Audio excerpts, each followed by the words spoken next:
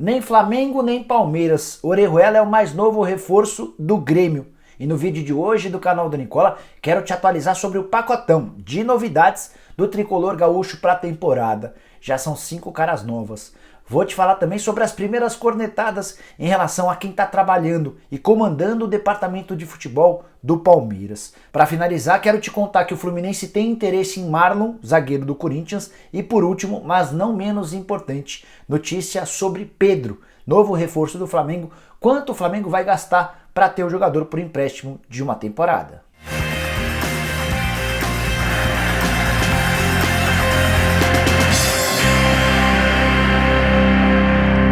Fala aí pessoal, eu sou o Jorge Nicola, bem-vindo ao meu canal. Já são mais de 600 mil inscritos e se você ainda não se inscreveu por aqui, aperta o botão vermelho de inscreva-se, aperta também o sininho, porque a partir daí você passa a ser notificado toda vez que eu fizer vídeo novo ou live. Quero começar esse vídeo falando sobre Marlon, zagueiro de 27 anos, que pertence ao Corinthians e está na mira do Fluminense. O Celso Barros, que já não tem mais tantos poderes no departamento de futebol do tricolor, é o grande entusiasta da ideia da contratação do Marlon.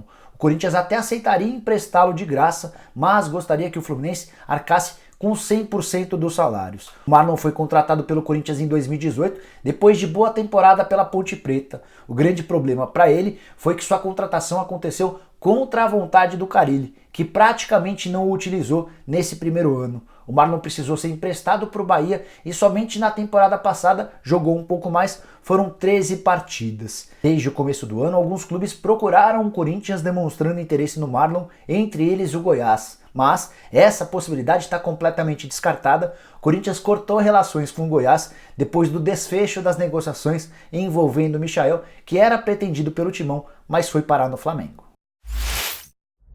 Quero falar agora sobre o atacante Pedro, que desembarcou nessa sexta-feira no Rio de Janeiro para passar por exames médicos e assinar contrato com o Flamengo. Na noite de sexta, inclusive, ele foi visto jantando com alguns outros jogadores do Flamengo, como por exemplo o Diego Ribas e o Everton Ribeiro, já mostrando um entrosamento com seus futuros companheiros. Cheguei a fazer um vídeo contando detalhes sobre a transferência do Pedro e faltou uma informação importante que eu quero atualizar agora. O Flamengo vai pagar 1 milhão de euros pelo empréstimo do Pedro nessa temporada. A primeira notícia que veio da Itália é de que o empréstimo seria gratuito, mas uma fonte minha lá do Flamengo confirmou que a única possibilidade para que a Fiorentina liberasse o centroavante nessa temporada seria mediante pagamento de 1 milhão de euros ou 4 milhões e meio de reais. O Flamengo ainda vai arcar com 100% dos salários do Pedro, algo na casa dos 600 mil reais por mês e, se quiser ficar com o Pedro em definitivo, vai ter de desembolsar mais 10 milhões de euros em dezembro, que equivalem a mais ou menos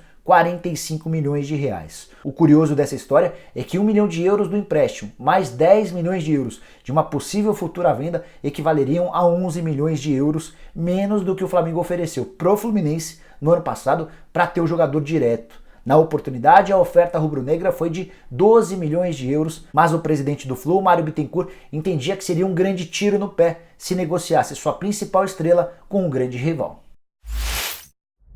Vou falar agora sobre Cueva, meia peruano, que não está nos planos nem da diretoria, nem da comissão técnica do Santos. Tudo por causa do altíssimo investimento feito pelo clube. No fim desse mês, vence o período de empréstimo com o Krasnodar e a partir daí o Cueva passa a ser jogador em definitivo do Peixe ao custo de 7 milhões de dólares. O Santos decidiu vender o Cueva e está em busca de propostas. O primeiro clube interessado é o São Lourenço, da Argentina, que quer o Cueva por empréstimo até o fim da temporada. O Santos disse que topa emprestá-lo desde que exista a obrigatoriedade da compra no fim do período de empréstimo, exatamente nos moldes da negociação fechada com o Krasnodar. O que está pegando agora é o valor a ser investido. O São Lourenço já ofereceu 4 milhões de dólares, o Santos quer 5 milhões de dólares para bater o martelo. E mesmo que o time argentino aceite chegar aos 5 milhões de dólares, a gente já está falando de um prejuízo de 2 milhões de dólares para o Santos, que vai ter de bancar 7 milhões de dólares para o Krasnodar. De qualquer maneira, o Santos alega que seria melhor vendê-lo por 5 milhões de dólares do que mantê-lo empregado no clube sem jogar e ganhando 650 mil reais por mês. Cueva é hoje, ao lado do Bryan Ruiz, o jogador mais bem pago do atual elenco, um baita prejuízo, péssimo negócio. Esse não dá para esquecer, por culpa de Jorge Sampaoli, que insistiu demais na contratação do peruano. Nesse sábado a gente chega a apenas o 18º dia do ano, mas já deu tempo de as cornetas soarem pelos lados do Palmeiras. E as críticas têm sido endereçadas aos dois homens que comandam o departamento de futebol do Palmeiras, o Anderson Barros, novo diretor executivo de futebol, e o Cícero de Souza, gerente de futebol do Verdão. A dupla tem sido cornetada internamente por membros do COF, Conselho de Orientação Fiscal, e também por gente muito próxima ao presidente Maurício Gagliotti. Tudo por causa das não contratações do clube e por causa dos altos salários da dupla. O Anderson Barros vai faturar cerca de R$125 mil por mês no Palmeiras. Ele está entre os executivos mais bem pagos do futebol brasileiro, apesar de não fazer trabalhos bem-sucedidos há bastante tempo. Por exemplo, na temporada passada, o Anderson Barros estava no Botafogo, que brigou muito mais contra o rebaixamento do que por qualquer outra coisa. Já o Cícero de Souza, que sempre foi gerente de futebol desde que chegou ao Palmeiras, teve recentemente um aumento salarial e vai ganhar cerca de R$100 mil por mês. Nenhum gerente de futebol no Brasil tem um salário tão alto. Só a título de comparação, o Paulo Pelaipe, que se desligou no começo desse ano do Flamengo, ganhava no rubro-negro, campeão brasileiro, e da Libertadores, R$60 mil. Ou seja, o salário do Cícero é quase o dobro, na comparação com o seu concorrente direto do Flamengo na temporada passada.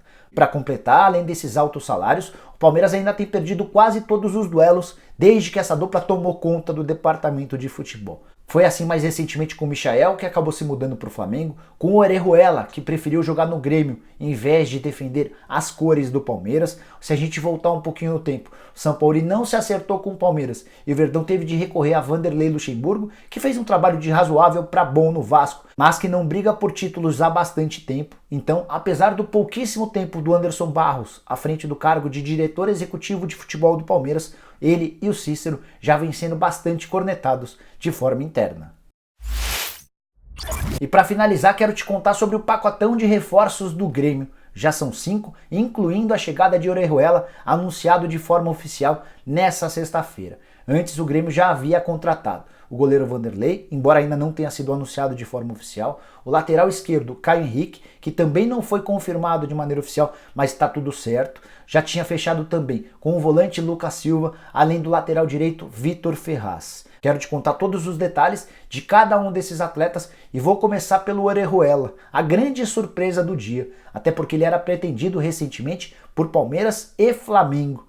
O Flamengo alegou que desistiu da contratação do Orejuela depois que o Cruzeiro o comprou em definitivo do Ajax. Mas houve sim muito interesse do Flamengo na contratação do colombiano. O Palmeiras até a semana passada tinha a expectativa de fechar com o Orejuela, embora precisasse em um primeiro momento se livrar ou de Mike ou Marcos Rocha. Como é que o Grêmio conseguiu convencer o Cruzeiro a liberar o Orejuela por empréstimo até dezembro? R$700 mil em dinheiro, além da cessão de mais 2 jogadores por empréstimo até o fim da temporada. Um dos atletas já está definido, é o Machado, volante revelado na base do Grêmio, surgiu com muito destaque. O Romildo Bolzan, presidente do Grêmio, sempre tratou ele como uma joia. Via a perspectiva do surgimento de um novo Arthur, o Machado demorou para engrenar, principalmente no time principal, e se destacou no São José, time do Rio Grande do Sul, emprestado pelo Grêmio. Ele fica no Cruzeiro por uma temporada, resta a definição do segundo jogador, e Renato Gaúcho e Adilson Batista, técnicos de Grêmio e Cruzeiro, estão conversando para tentar encontrar um outro nome, que certamente vai ser o nome de um garoto, o nome de alguém barato, para que o negócio saia. Vale lembrar que o Cruzeiro não pode fazer grandes investimentos por causa da sua grave crise financeira. É importante contar também que se o Grêmio quiser comprar o Orejuela em definitivo no mês de dezembro, vai ter de desembolsar 3,5 milhões de euros, que equivalem a R$16 milhões por 50% dos direitos econômicos, a parte que pertence ao Cruzeiro. O mais curioso é que o Cruzeiro venderia o jogador por R$16 milhões, depois de ter investido cerca de R$7 milhões agora, no começo do ano, para comprá-lo do Ajax. Continuando sobre os reforços do Grêmio, o Vanderlei, ex-goleiro do Santos, chega ao custo de R$3 milhões. É isso que o Grêmio vai desembolsar junto ao Santos e ao Curitiba para ter o goleiro de 35 anos de idade, contrato de 2 temporadas com a possibilidade de prorrogação por mais um ano. O Vanderlei vai manter seu salário dos tempos de Vila Belmiro no Grêmio, algo na casa dos R$450 mil por mês. Caio Henrique, lateral que defendeu o Fluminense na temporada passada, pertence ao Atlético de Madrid. O Grêmio já se acertou com o Atlético, vai pagar R$2.300.000 por uma temporada de empréstimo. E também vai assumir 100% dos salários do Caio Henrique, salário salgado, na casa dos 130 mil euros por mês ou 600 mil reais mensais. Para fechar, o Vitor Ferraz, lateral direito, foi contratado do Santos graças a uma troca que mandou o Madison para a Vila Belmiro, troca em definitivo. Vitor Ferraz passa a ser jogador do Grêmio e o Madison passa a ser jogador do Santos. E para fechar, o último reforço, o Lucas Silva, que não tinha contrato com o Real Madrid, estava desempregado desde o mês de setembro, até por isso, negociação das mais simples. O Grêmio vai pagar algo na casa dos 450 mil reais por mês, entre salários e luvas, por um contrato de 4 temporadas para ter o Lucas Silva, acordo já selado. Lucas Silva, inclusive, já foi apresentado de forma oficial. A grande pergunta que fica agora é: quem serão o meia e o centroavante que o Renato Gaúcho quer para dar como encerradas as contratações no Grêmio?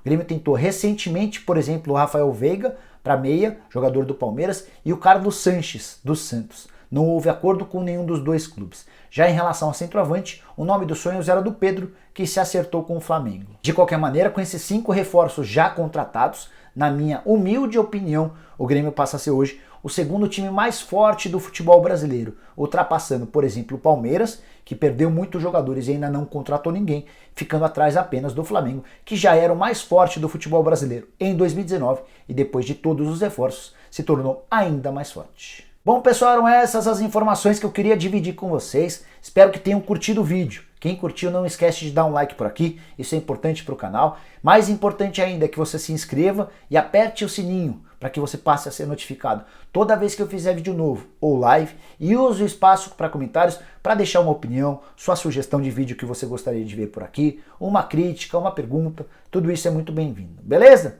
A gente se vê numa próxima, até!